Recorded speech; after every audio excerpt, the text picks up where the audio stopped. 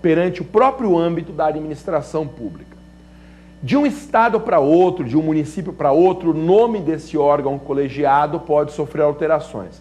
Mas, normalmente, ou ele chama Conselho de Contribuintes ou TIT, Tribunal de Impostos e Taxas. Portanto, o contribuinte sempre poderá recorrer à autoridade superior ou ao órgão colegiado, o TIT ou Conselho de Contribuintes, com a finalidade de desfazer um ato do fisco que contraria o seu interesse. O importante que você saiba é que os recursos administrativos não precisam ser esgotados para que o contribuinte recorra à via judicial. Quer dizer, eu não sou obrigado a recorrer administrativamente. Contra uma decisão do fisco que me prejudica, eu posso entrar direto com uma ação judicial. Portanto, não há necessidade de esgotamento da via administrativa para recorrer judicialmente contra exigências do fisco. Interessante que você saiba que esse processo administrativo tributário, ele é regido por leis próprias de cada entidade federativa. Então, há uma legislação federal, há leis estaduais, leis municipais disciplinando esse mecanismo de recurso administrativo. E é muito comum que a legislação específica de recurso administrativo exija do contribuinte como condição para recorrer administrativamente que ele realize o depósito prévio do valor exigido. É muito comum que isso aconteça, a exigência de depósito prévio. Ocorre que, sempre que o depósito prévio for uma condição obrigatória para a interposição de recurso, ele é inconstitucional.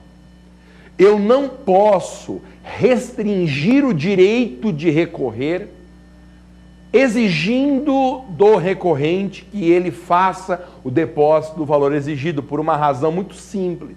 Porque às vezes o contribuinte é menos favorecido economicamente e ele não tem como realizar o depósito prévio do valor exigido. Ou seja, haverá sempre uma violação ao princípio da isonomia quando o depósito prévio for considerado obrigatório pela legislação específica. O depósito prévio, para recorrer administrativamente, pode ser uma faculdade. Se a lei permitir ao contribuinte realizar o depósito, não há inconstitucionalidade nenhuma.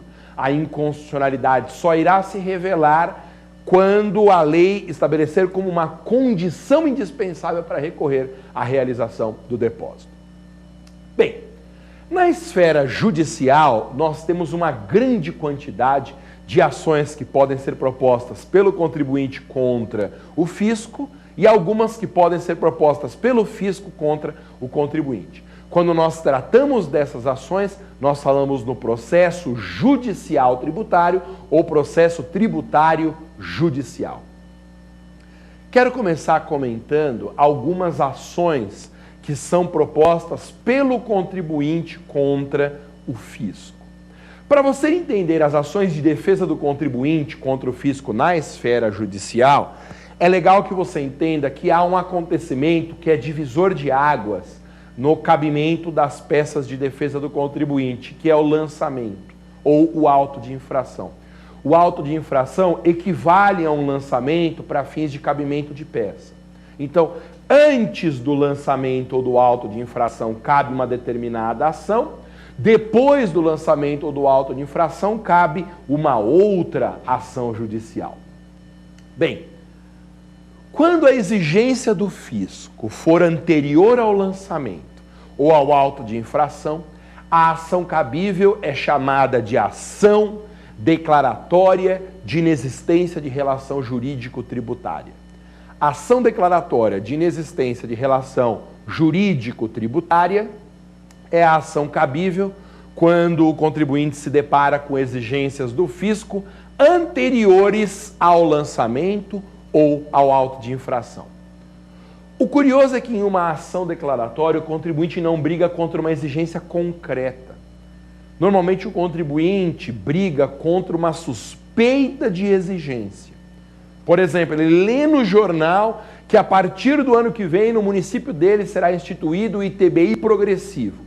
E ele entra com a ação declaratória para se prevenir contra a exigência. Ele não tem ainda nenhum documento do fisco exigindo o valor do tributo, mas ele entra com essa preocupação acautelatória, vamos dizer assim, essa preocupação preventiva para evitar uma futura exigência. A ação declaratória é assim.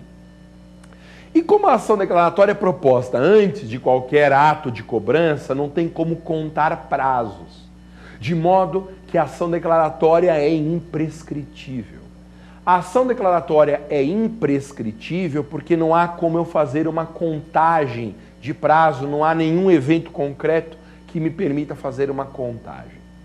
Legal que você saiba também que a ação declaratória de inexistência de relação jurídico-tributária sempre tem pedido de tutela antecipada. Eu posso pedir a tutela antecipada para que o juiz liminarmente afaste qualquer exigência indevida.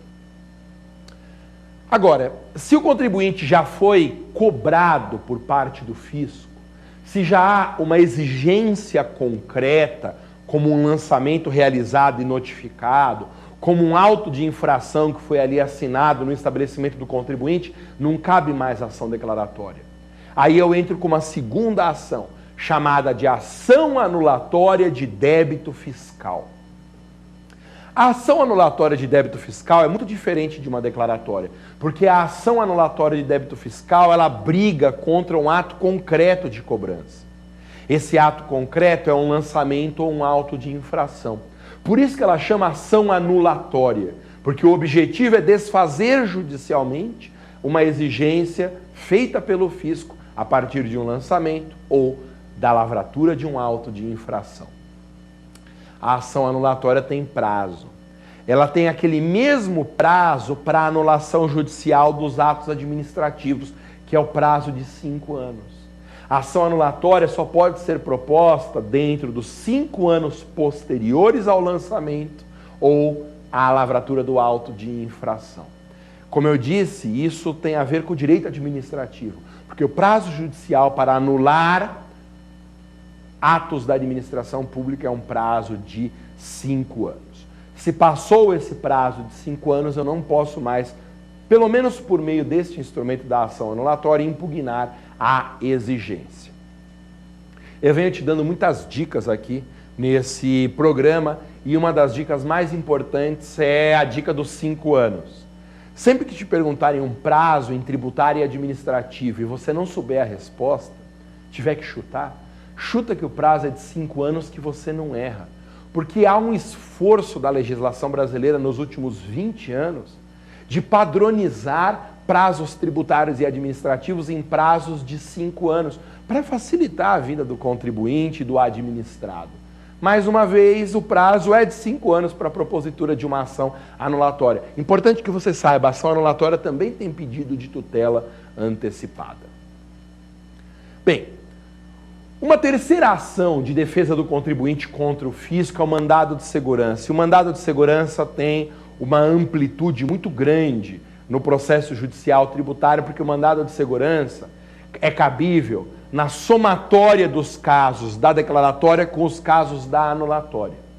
Eu posso impetrar mandado de segurança na defesa do contribuinte antes ou depois do lançamento ou do auto de infração. E o prazo do mandado de segurança é de 120 dias, mas só se ele for um mandado de segurança repressivo. Se for um mandado de segurança preventivo, antes do ato coator, ele não tem prazo, porque aí existe o mesmo problema da declaratória, o problema de que eu não tenho como fazer contagem de prazo, porque não há ainda nenhum ato concreto do Estado que fira algum interesse do contribuinte. De modo que o mandado de segurança preventivo não tem prazo, o repressivo está sujeito ao prazo decadencial de 120 dias. Bem, mas vamos supor que a situação do contribuinte esteja mais enrolada. Além do lançamento ou da autuação, da constituição do crédito, da expedição da CDA, suponha que já tenha iniciado a execução fiscal, que a administração tributária já tenha enviado a CDA para o judiciário já tenha autuado, colocado capas e dado andamento ao procedimento. O contribuinte é intimado para oferecer bens à penhora, garantir o juízo, e a partir da garantia do juízo corre um prazo de 30 dias para o contribuinte se defender dentro da execução fiscal. Essa defesa dentro da execução fiscal pode se dar de duas formas diferentes.